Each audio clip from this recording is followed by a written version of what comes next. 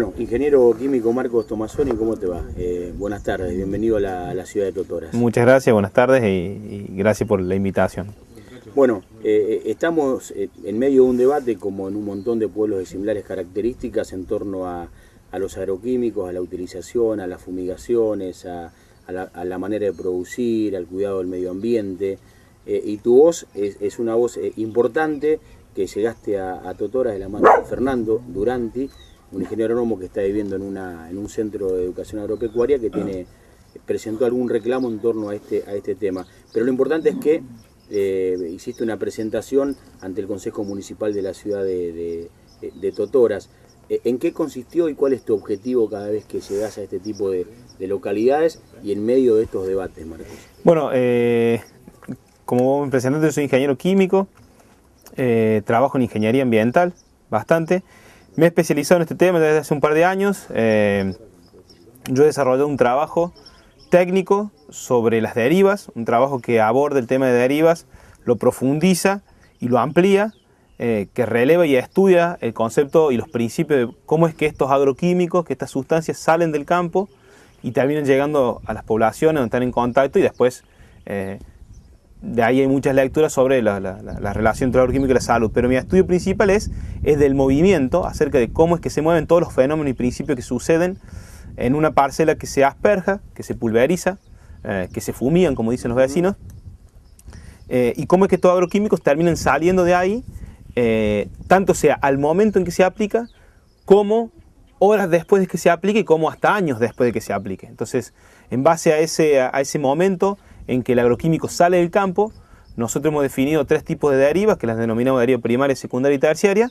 Y bueno, por ahí mis charlas en las localidades y las comunidades donde estén debatiendo estos temas, que ya datan del año 2010, que empecé en la provincia de Córdoba, aportan otra mirada, aportan un enfoque distinto, más complejo, sobre los principios técnicos de las derivas, ¿no? Entonces hoy en el Consejo Deliberantes de Totoras, los concejales, bueno, tuvieron la amabilidad de escucharme, de convocarme también, y donde yo pude expresar e intercambiar ideas sobre estos principios, que terminaron siendo una base fundamento, un trabajo técnico que yo he hecho, que está disponible en internet, que se lo dejé al Consejo para que sea fundamento de los avances que se vayan haciendo en esta localidad y en la zona, sobre las legislaciones que tienen que velar por la salud de las poblaciones en los términos de las aplicaciones de plaguicidas. Marcos, ¿qué es una deriva y en qué impacta concretamente sobre la población y sobre el ser humano? La deriva es el movimiento, la salida de un plaguicida de una parcela asperjada afuera de la parcela. Ese es el concepto técnico de deriva. La Cuando máquina la coloca en la parcela y después eso tiene... La máquina pulveriza. Sí. Si el agroquímico sale de la parcela mientras la máquina está trabajando, mientras el mosquito fumigador o mientras el avión está fumigando, se denomina deriva primaria. Hay mucha bibliografía y los que manejan máquinas aplicadoras saben esta bibliografía respecto a cómo uno tiene que considerar el viento, a la temperatura ambiente, la humedad relativa, al tamaño de la gota que se asperja, para que este agroquímico salga lo menos posible del campo. La deriva eso es lo que todos buscan, lo que todos intentan, digamos. Eso es lo que todos intentan, o eso hablaría de la buena intención de que la aplicación sea bien hecha, sobre todo en dos ejes. El primero de los ejes, que lo que busca el productor, es que no pierda agroquímicos, porque todo agroquímico que sale del campo es una pérdida económica. Y lo que buscan las normativas ambientales o de salud es que el agroquímico no llegue nunca a una población sensible, ¿no? O a un ecosistema sensible. Porque también en un momento vamos a tener que empezar a hablar de la pérdida de diversidad de especies, de árboles. Pero si nos paramos mínimamente en el debate que estamos actualmente los pueblos fumigados del país, que es en el cuidado de la salud, hay un estudio sobre cómo hacer para minimizar esta deriva. No se puede anular, no se puede llevar a cero, es imposible llevarla a cero, porque parte de este agroquímico termina pasando a fase gaseosa, termina estando en el estado del aire, y desde ahí puede llegar a cualquier lugar. Cuando se va a la máquina hay un fenómeno, o por varios fenómenos, por la suma de algunos fenómenos climáticos, parte de ese agroquímico puede pasar a fase gaseosa, es decir, puede pasar de las gotitas que quedaron asperjadas en el campo, volatilizan, pasan a fase gaseosa, y por algunos, como dijimos, algunos fenómenos climáticos, como es el arrastre del viento, como son las altas temperaturas del verano, como son las bajas humedades relativas, o las condiciones de reversión térmica, que es algo que le pasa a la atmósfera, por la cual todo lo que en ese momento nada en la atmósfera no puede ni subir ni bajar. un fenómeno que le pasa a la madrugada antes de que salga el sol y a la tardecita noche, entre las 7 y las 11 de la noche.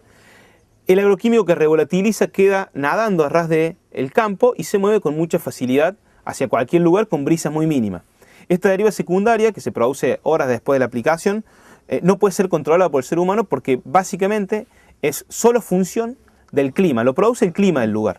Entonces, tenemos ya varios ejemplos relevados en la provincia de Córdoba, que es donde más me trabajo yo, con aplicaciones que se han hecho en día de calor a la mañana, hasta antes de las 10, 11 de la mañana, cuando se sugiere por la temperatura, y que luego en el día, con la acumulación de calor, ese agroquímico revolatilizza y llega a la tardecita noche, condensa, algunos se hacen gotitas, se hace neblina, y con la tardecita noche, con la reversión térmica y el movimiento del aire, han terminado afectando a familias que han terminado hospitalizadas con cuadros de afecciones de vía respiratoria muy agudas, donde los médicos han constatado que ha sido por agroquímico. Entonces, esta deriva secundaria básicamente no se puede controlar, es la que más alertamos. Luego hay una deriva terciaria que se da hasta 1 año, 2 o 3 después de que los agroquímicos han sido asperjados.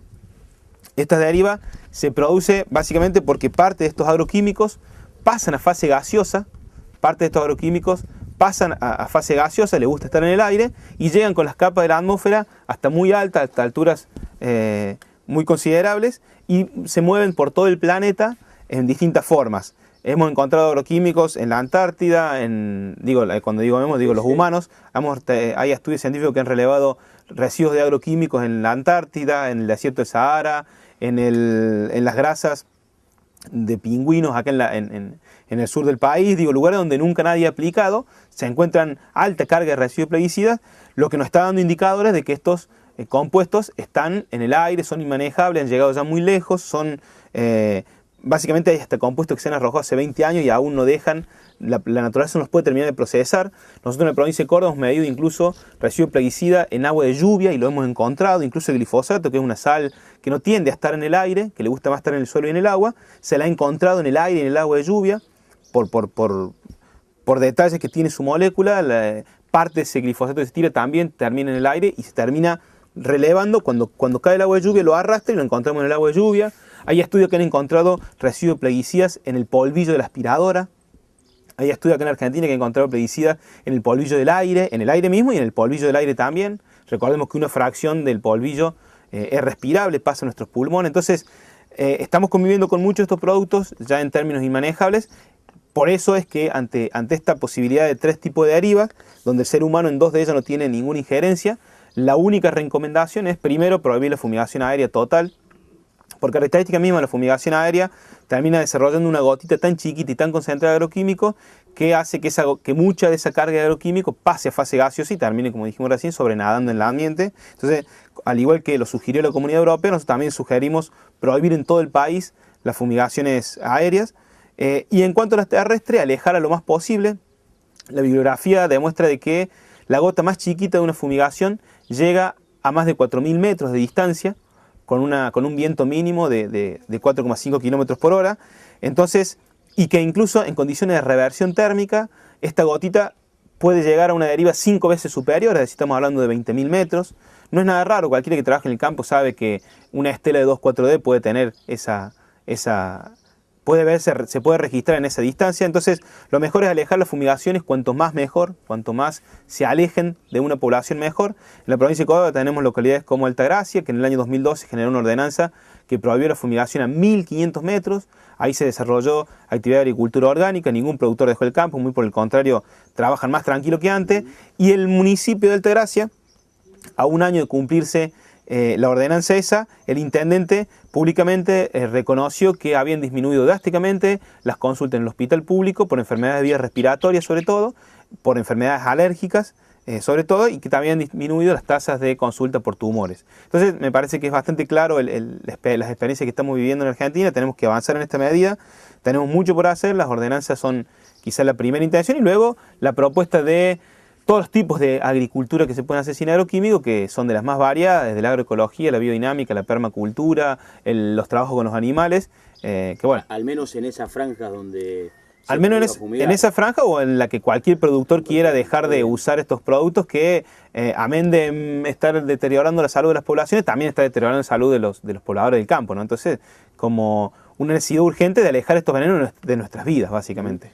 Marcos, en esta posición, en esta concepción de este tema, no existe lo que se denomina el uso responsable de agroquímicos. Siempre, a ver, cuando tenemos mayor cantidad de conocimiento, podemos tomar medidas cada vez más inteligentes, ¿no? Entonces, yo interpreto ese concepto del uso consciente, del uso responsable, como el uso donde un productor o un aplicador sabe cada vez más información de este tema. Lo que sí es concreto es que por más que una aplicación yo la tire con todas con todo el conocimiento de un viento en contra de las poblaciones, un viento en el rango en que se sugiere, que es entre los 5 km por hora y los 15 km por hora, con una temperatura ambiente aceptable, con una humedad ambiente aceptable, con el uso de antiderivas, que son compuestos químicos que le dan mayor estabilidad a la gota, sin reversión térmica, aún se aplique en las condiciones óptimas, como contemplan las buenas prácticas de aplicación de plaguicidas, cuando se va a la máquina, todavía queda altas probabilidades de que nuevamente por condiciones térmicas, parte de este agroquímico pase a fase gaseosa, volatilice, condense y termine derivando. Entonces, por más que haya un uso responsable, no se puede minimizar la deriva. Entonces, lo mejor para eso es alejarla lo que más se pueda de los centros poblados, ¿no?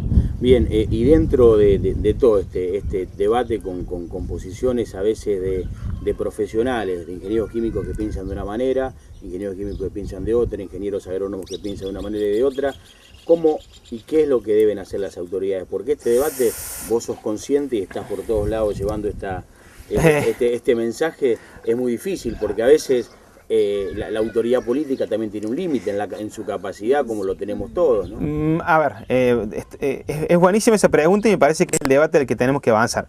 Por un lado, yo considero que no es un debate de ideas, no es un debate ideológico. Cuando yo digo que sumo a 2 le sumo el 2 y obtengo el 4, es una variable técnica. Por más que alguien diga que 2 más 2 es 5, técnicamente yo puedo demostrar que 2 más 2 es 4. En este caso es lo mismo, no es un debate ideológico la deriva. Los agroquímicos no saben nada de ideología, los agroquímicos no saben nada de leyes, los agroquímicos no saben nada de política. Ellos son moléculas que se mueven de una forma en relación al clima, en relación al tipo de suelo, en relación a la humedad ambiente. Entonces, hay umbrales de debates. El umbral de debate sobre si el agroquímico tiene afección o no en la salud, me parece que ya está resuelto porque la base bibliográfica es tan extensa que demuestra al menos el riesgo que existe. Y ahora tenemos un debate sobre cuántos metros llega. Bueno, la bibliografía existe. La tecnología ha podido ya demostrar a cuánto llega. Entonces no es un debate de si me gusta Boca o me gusta River, quién juega mejor, quién juega peor, si soy peronista o radical. No es un debate de gustos, es un debate técnico que tiene un umbral técnico. Si podemos salvar ese debate técnico y aceptamos la base bibliográfica y técnica que hay al respecto, está bueno que avancemos ya en el debate político. ¿Quién tiene que tomar las medidas? En la Constitución Nacional, después de la reforma del año 94, dice que quien debe velar la salud de la población son en primera instancia los municipios, y luego viene la provincia y luego viene la nación. Entonces, en este juego constitucional que todos hemos aceptado por vivir en una democracia, es innegable, es intransferible la responsabilidad que tienen los ediles de una comunidad o el ejecutivo, ¿no? Porque son ellos los que tienen que ver por la salud. Si ellos pueden ver o detectar de que hay algo que esté afectando la salud, lo pueden medir. Acá en Totores se hizo un relevamiento epidemiológico muy interesante, por lo tanto ustedes ya tienen datos donde han podido cuantificar esto. Si lo pueden ver, lo pueden detectar, pues hay que avanzar, como dice la Ley General del Ambiente, en términos de precaución o de prevención. Los puestos políticos tienen esta responsabilidad, tienen estas obligaciones, tienen estos deberes. Y lo más interesante que me parece que viene pasando con las causas ambientales es que se dan nuevas dinámicas de participación vecinal que están enriqueciendo las democracias. Porque hoy a mí me convocaron vecinos, no me convocó el Consejo Deliberante, si bien es entendible que alguien me conozca y alguien no. Pero que seamos los vecinos, las vecinas, los que estemos movilizando y dinamizando otra forma de hacer la democracia, queriendo ir a los consejos deliberantes, haciendo ordenanza, proponiendo ordenanza, trayendo técnicos, juntando firmas, me parece que es festejable desde el punto de vista de la democracia. Por lo pronto hay que resolver problemas urgentes, como es el deterioro de la salud, que ya tenemos mucha información, se ha medido agroquímico en sangre, en Mar del Plata, y todos los vecinos que se midieron tenían. Hemos encontrado agroquímico en lluvia, en escuelas, en suelo, en agua, en ríos. Me parece que ya hemos ensuciado mucho el planeta con estos compuestos y es hora de tomar medidas urgentes y empezar a garantizar lo que también dice la Constitución, que es la recomposición del ambiente. El ambiente se ha dañado, el ambiente se ha alterado, la calidad del suelo se ha perdido, faltan árboles, faltan especies, se han extinguido especies, se han disparado otras. Ahora hay que avanzar en la restitución de todo eso. Una vez que reconozcamos el problema, después como Estado y como pueblo tenemos la responsabilidad de trabajar con miras a lo proactivo, ¿no? Empezar a dar, bueno, ¿cómo recomponemos? La agroecología, para el caso de la producción agrícola, es la gran respuesta, por lo menos, que se ha venido dando en todo el mundo. Entonces estamos frente a un debate enriquecedor, pero siempre y cuando, como te digo, saltemos el umbral mínimo técnico de que es si esto nos hace mal y a cuántos metros llega.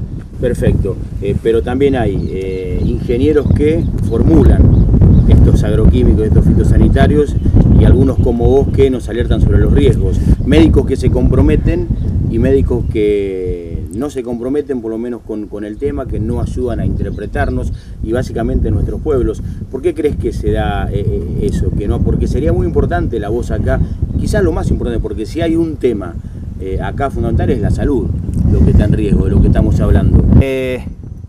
En primera instancia, esto no es un debate técnico, ¿no? Es un debate que tiene una matiz, que tiene una dimensión técnica que hay que resolver, como te digo, hasta cuánto llega un agroquímico, eso se puede medir en un laboratorio, qué daño hace eso en un gen, cómo promociona eso un cáncer, eso se puede medir técnicamente. Ahora, el debate político de quién participa, cómo, cuándo y por qué, bueno, me parece que hay que buscarlo en la historia de nuestro país, en cómo se ha venido desarrollando la participación ciudadana a lo largo de todos los periodos que hemos vivido políticamente. Somos herederos del no te metas, somos herederos del miedo, y con este modelo de producción basado en agroquímicos, que yo lo denomino al final de todo como una trampa. Hemos sido entrampados básicamente. Hay tres indicadores que demuestran que estamos en una trampa. Primero es que la Argentina en los últimos 15 años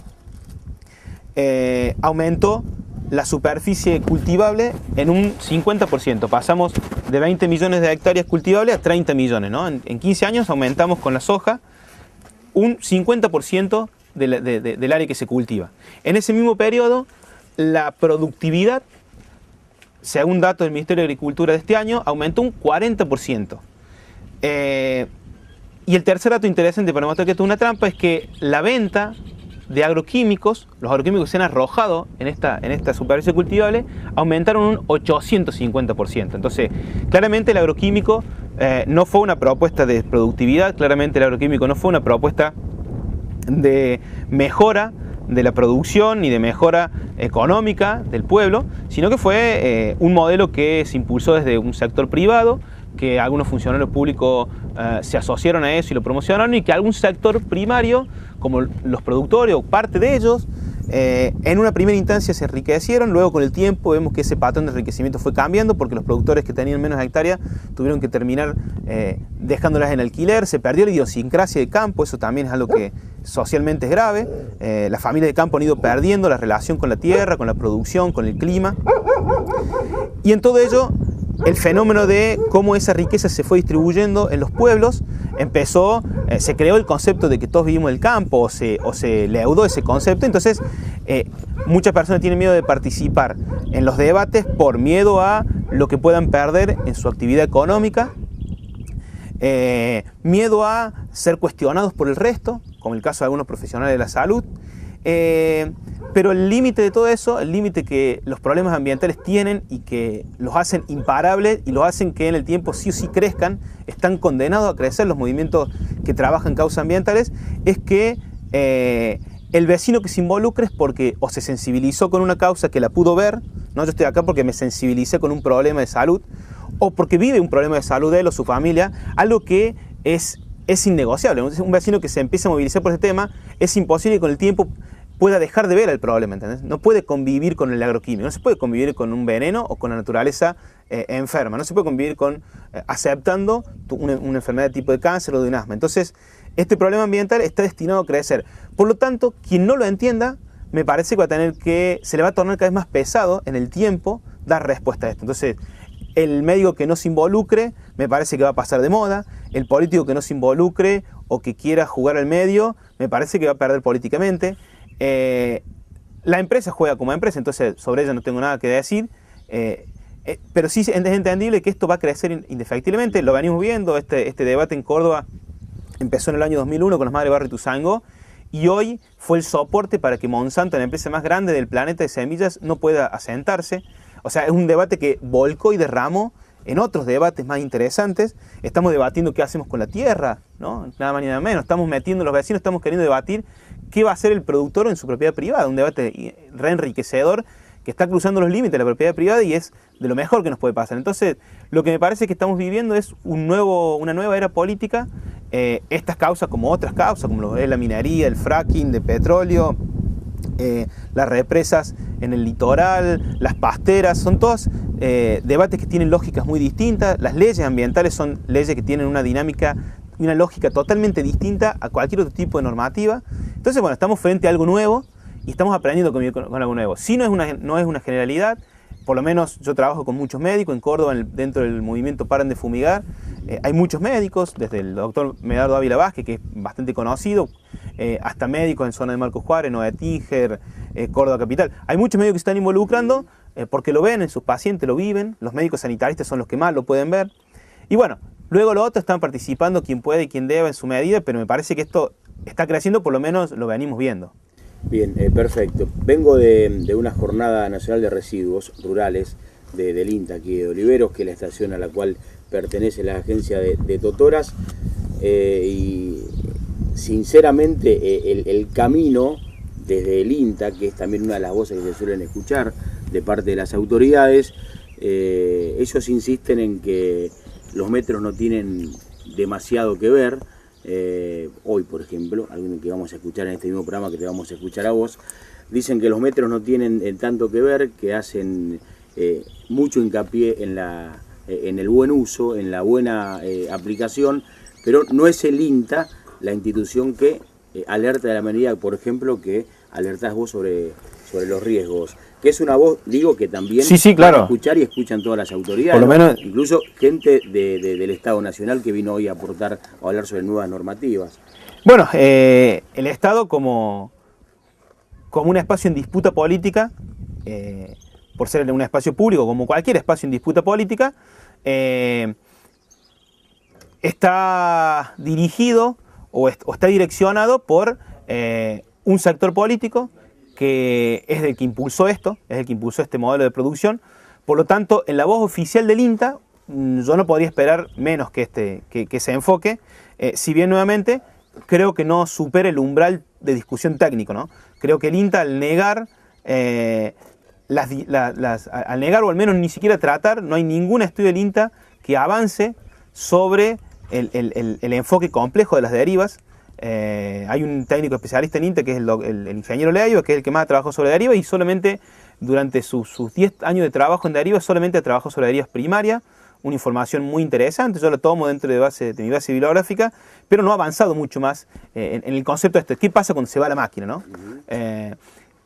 También es cierto que hay un abordaje que no es menor. La formación académica del ingeniero agrónomo tiene sus limitaciones para entender el problema, porque ninguna de las formaciones académicas de ningún título tiene una visión completa de esto. O sea, yo soy ingeniero químico, pero no digo que tengo la posta. En realidad acá lo que hay que empezar a trabajar es en conceptos multidisciplinarios. Tiene que haber una mesa de abordaje que la integre agrónomos, que la integren químicos, médicos, como dijiste vos, biólogos, ingenieros científicos del clima, físicos. Pero ante todo, la visión del pueblo tiene que ser la superadora. Si una madre ve que se está enfermando su hijo por una fumigación, es la voz madre, por lo menos la Constitución dice eso. El INTA tiene hoy un enfoque oficial, que todos lo conocemos, que está a favor. De hecho, el INTA ha promocionado este modelo, no se le podría quizás pedir menos, que siga trabajando para la promoción de este modelo. Sí sé que adentro de INTA, yo mismo en algún momento he participado adentro de INTA, y conozco gente, incluso en la zona, que piensa distinto. Dentro del mismo INTA hay gente que trabaja por la agroecología. Miren qué cosa más paradójica. En la Feria de Agroecología de la ciudad de Córdoba está promovida por el ProHuerta de Córdoba. Entonces, conozco técnicos del INTA que en la zona mía, en Tras la Sierra, que son biodinámicos y que promueven la biodinámica, una forma de hacer agricultura que ni siquiera puede convivir con el agroquímico, va totalmente en dirección contraria, que apuesta a otro modelo de agricultura sin agroquímico, sin transgénico. Entonces, el INTA, como cualquier institución del Estado, está en tensión interna. Si el INTA oficial dice una cosa, yo nuevamente lo cuestiono, y agradezco que viva un país en democracia para poder levantar mi voz y decir, yo cuestiono de que la voz oficial del INTA no tiene no supera el umbral mínimo de debate técnico sobre los fundamentos técnicos que hay que tener para entender por lo menos las derivas o los daños que este modelo agroquímico está haciendo sobre los 12 millones de argentinos que estamos siendo asperjados con estos compuestos. E incluso el INTA debería dar explicaciones de por qué un modelo que ellos han apostado aumentó en 15 años un 850% el uso de agroquímicos. ¿Por qué no se puede frenar esto? O sea, me parece que un indicador, si vos tenés una enfermedad y empezás a tomar medicamentos y año a año tomás cada vez más medicamentos y en 15 años tomás 9 veces más medicamentos que al principio, claramente te estás cada vez enfermando más. Bueno, esto es lo que ha pasado con el modelo de producción. Cada año necesitan más medicamentos para poder sostenerse. Y medicamentos que incluso son caros, incluso algunos productores tienen que abandonar la producción porque no le dan los costos para asumir el uso de tanto plaguicida. Entonces, el INTA debería estar dando explicaciones por esto. Aún no lo está dando, todavía está asociándose con el sector. Hace muy poco salió un documento del Ministerio de Agricultura, el INTA, el CASAFE, que es la Cámara de Vendedores de Agroquímicos, la Cámara de Agroaplicadores, algunas entidades agropecuarias, un reducto corporativo que viene impulsando este modelo, ¿no? como el CREA, como APRESID. Entre ellos generaron un documento que sugieren no aplicar pulverizaciones terrestres a 100 metros y aéreas a 200. Y en ese documento el 80% de la base bibliográfica la dan solamente 2 técnicos. Un documento donde no ha participado ni siquiera un biólogo, ni siquiera un ingeniero en ambiente, ni siquiera un ingeniero químico, ni siquiera un médico. O sea, no ha participado nadie que no sea agrónomo. Entonces, es imposible que una información tan sesgada pueda ser la base de fundamentos técnicos para entender un problema tan complejo. Entonces, entiendo a la gente del INTA que propone este modelo, entiendo a la que propone el modelo distinto. Sí, no creo que el INTA tenga que tener la última palabra. El INTA, de un ingeniero agrónomo, puede saber muchísimo de cuánto agroquímico hay que arrojar a una planta para matar tal insecto, pero en su facultad no está formado para entender qué hace ese agroquímico en el ADN, no está formado para saber cómo ese agroquímico se mueve en el aire, no está formado para saber qué hace ese agroquímico cuando hay reversión térmica, no está formado para estudiar cómo ese agroquímico se desdobla y se mueve en el suelo, si bien algunos agrónomos estudian. Entonces, es un problema muy complejo que necesita múltiples miradas y me parece que lo que tenemos que avanzar es en ese sentido, en generar espacio donde cada vez más opinemos, y si vamos a hacer leyes ambientales y si vamos a opinar de ambiente, pues nos enriquezcamos de mirada, ¿no? Nos enriquezcamos. Y que la mirada madre sea nuevamente la de la vecina que está preocupada. No la mirada madre tiene que ser la de un popper científico, la de un popper, la de un líder político. La mirada madre tiene que ser la madre que está preocupada. Porque esa madre se mueve sin ningún interés, ni económico ni político. Le preocupa su hijo. Nuestro debate en la provincia de Córdoba siempre lo terminamos cerrando. Bueno, a ver, ¿quién de todos los que estamos acá, quién de los que están escuchando este lado de la cámara, o qué productor, o qué aplicador, o qué dirigente político quiere fumigar a 0 metros de su propio hijo, de su propio nieto, ¿no? Si alguien responde que quiere pasar ese límite, pues me parece que no hay mucho más para debatir, ¿no? Acá lo que tenemos que velar es por la salud de los niños. No deberíamos estar hablando ni de moléculas, ni de mercados, ni de ganancias económicas, ni de la bolsa de ningún grano. Acá lo que tenemos que estar hablando son de niños, son de ambiente, son de un futuro que todavía hoy no podemos garantizar si lo vamos a atravesar en forma sana o en forma insana. Entonces, la respuesta se la tenemos que dar a los niños, no a ningún mercado, no a ningún productor, no a ninguna empresa, no a ninguna cámara, ni a ninguna institución. La primera respuesta la tenemos que dar a la vida, ¿no? Y me parece que eso es lo que tiene que ganar estos debates, ¿no? Si ponemos en el centro a la vida, después que gire todo alrededor de eso. Bien, en esta multiplicación de voces, alguien después tendrá que tomar una decisión intermedia. ¿Y hoy cuál es tu máxima aspiración, por ejemplo? Una localidad como la nuestra, un sitio como este en el que vive Fernando, acá estamos en el medio de lo que hoy ha generado o ha rebrotado rejuvenecido este tema. Si responde esa pregunta desenroscándola desde la última premisa que tiré de que en el eje tiene que estar la vida, sería un objetivo mínimo, racional, que por lo menos cumpliría cualquier principio existencial, ¿no? Quien quiere creer en Dios, quien quiere creer en la vida, quien quiere creer en un ser o en su hijo, o en el amor, o en lo que quiera creer, el primer objetivo debería ser cómo garantizamos que ningún niño de este planeta jamás tenga un agroquímico adentro de su sangre.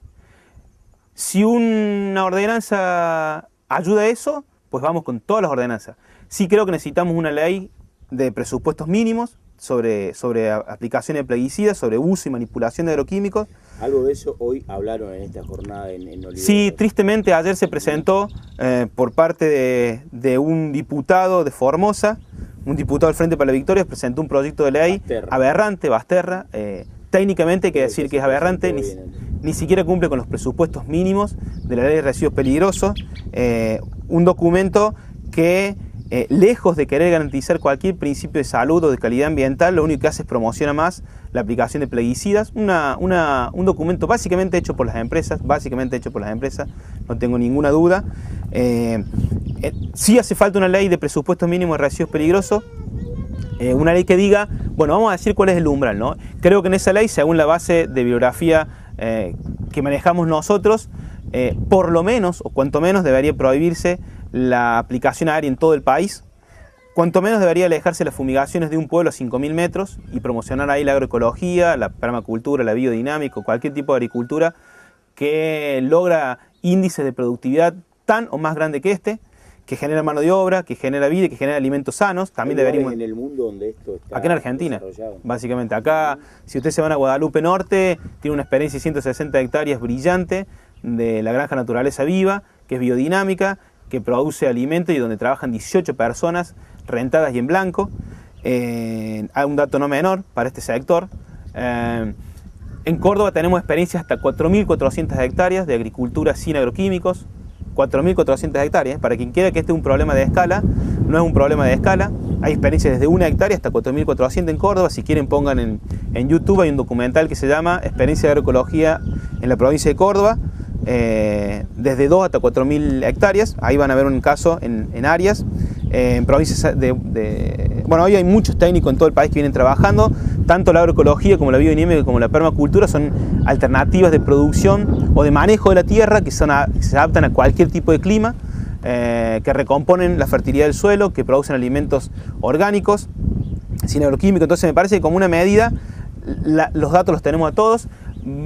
Se necesita avanzar con decisiones políticas, pero no decisiones políticas que van a tensar en el pueblo, sino decisiones políticas que van a tensar con el lobby, con el establishment de las empresas que vienen manejando el planeta, ¿no? Porque este no es un problema de Argentina, este es un problema que está en todo el mundo.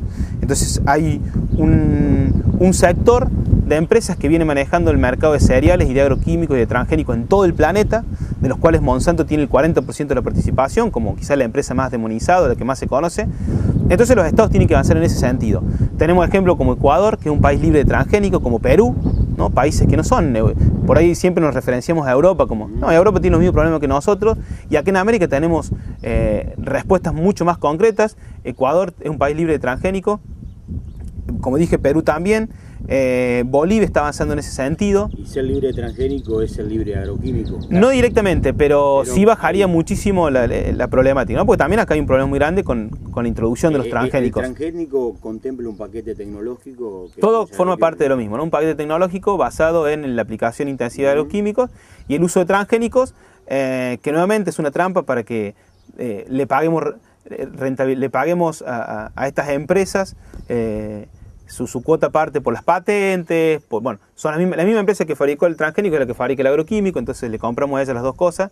Entonces me parece que acá hay una respuesta que tenemos que darnos hacia el pueblo de espaldas a estas empresas, ¿no? Si creemos realmente en que estamos viviendo épocas en que le estamos ganando a los invasores, o que estamos festejando bicentenarios de revoluciones que nos hemos independizado de algunos poderes, me parece que la fase en la que nos debemos es independizarnos de estas empresas que nos tienen a todos presos. Algunos con el tema con la salud, algunos ya nos han cobrado la salud y se han llevado la salud nuestra, la de nuestros hijos, la de nuestros padres. Al ambiente le han sacado los árboles, le han sacado las especies, y a algunos productores le han quitado las tierras, al campesinado pobre los ha expulsado, los ha desalojado, los ha desmontado. Entonces me parece que ya es el momento de poner en tapete la discusión en los términos en que tenemos que tratar, ¿no? Esto es un problema de un modelo internacional, mundial, global, de cómo está distribuida la tierra, de cuál es nuestro rol como productores de grano y de commodity en el planeta, y de quién está pagando las consecuencias de estas ganancias. Bueno, por último, este es un gobierno que ha peleado muchísimo con este sector que lleva adelante este modelo productivo del cual estamos hablando y genera riesgos. Ahí parece haber contradicciones serias, o no se lo ha escuchado al Estado Nacional a través de sus ministerios, de sus funcionarios, salir a hablar, concretamente de nuevas leyes de agroquímicos y hablar de estos temas que vos estás impulsando, Marcos, ¿no? No es una crítica a una política estatal amplia, sino una crítica a una política estatal en materia de agricultura. La supuesta rivalidad campo-gobierno es una paradoja muy superficial, porque en el fondo son tanto las entidades agropecuarias, los productores, las empresas, las multinacionales que controlan las semillas y los agroquímicos, los pools de siembra y el Estado Nacional que es el principal impulsor de este modelo, son socios de este modelo. Acá lo que está en la vereda del frente es la salud, es la biodiversidad que se ha perdido, es la estructura de suelo que se ha perdido, son los nutrientes que se han perdido, que se han ido, que no van a volver más, son las inundaciones que se han producido por los desmontes, son los disparos de algunos vectores como el dengue que se han producido por la falta de su controlador biológico por causa de la sojización. Eso es lo que está al frente, porque en el modelo están todos socios. Hay un debate superficial por quién se queda con parte de la renta, que para nosotros en su momento, cuando se dio la 125 en 2008, nos parecía un debate muy menor. Para nosotros el debate de fondo es qué modelo de producción va a ser de este país o de todos los argentinos y argentinas un país independiente, un país libre, qué modelo de producción nos da alimentos sanos, qué país de producción me mejora la salud y cuál me lo empeora, qué modelo de producción me permite convivir con el campo, qué modelo de producción puede bajar la tensión que hay hoy en los pueblos entre los vecinos y los productores, como si fuéramos dos cosas encontradas. ¿Qué modelo de producción me da respuesta sobre los agroquímicos que yo encuentro en el aire, en la lluvia, en el agua, en el suelo? Eso no está en debate. Entonces, lo que tenemos que llevar a un debate serio es eso. Lo otro, ¿quién se quiere quedar con la renta? Me parece un debate superficial. Hay que darlo, no creo que no haya que darlo, hay que darlo, como quién se queda con la renta de cualquier tipo de actividad, pero poniendo en tela de juicio que el fondo de todo esto es el modelo de producción y de convivencia con la naturaleza, ¿no? Que tiene que superar a un debate de rentabilidad sobre un tipo de commodity como es la soja, ¿no? Si bien hace falta movimientos sociales y civiles que salgan a manifestarse, hace falta decisiones políticas fuertes. Y de cara a los próximos años políticos en la Argentina, ¿hay algún rincón ideológico de lo que está hoy en danza en la política que garantice un cambio de modelo de matriz? Hay un principio en política que dice hacer y no hacer son dos formas de hacer. Digo, yo no creo que falten decisiones políticas, yo no creo que falten acciones de funcionarios políticos. Están y son muy claras, es la omisión. Para que este modelo llegara a tal grado de desarrollo, a tal grado de descontrol, justamente tuvo que haberse desregulado. La actividad de los agroquímicos, yo siempre cuento el caso, yo soy asesor en ingeniería ambiental, asesoro a otras empresas tan chiquitas como puede ser una fundición, hasta una fábrica de pintura chiquita. Cuando uno ve la normativa que tiene que presentar una empresa muy chiquita para que el Estado lo autorice, como es toda la carga de leyes que responden a los avisos de proyecto y a los estudios de impacto ambiental, uno dice, wow, si yo tengo que pedir lo mismo a un productor de 50 hectáreas para que haga agroquímicos para que haga una producción en base a agroquímicos tirando el agroquímico al aire, no me podría dar. Entonces, el Estado tuvo una gran decisión política, que fue no tomar ninguna decisión política respecto a la regulación de agroquímicos desde el año 96 que entraron los transgénicos. Porque se sabe de esto, no hace falta datos técnicos, solamente que se llevó a tal grado de regulación para que esto pudiera llevarse a este grado de locura que estamos conviviendo hoy.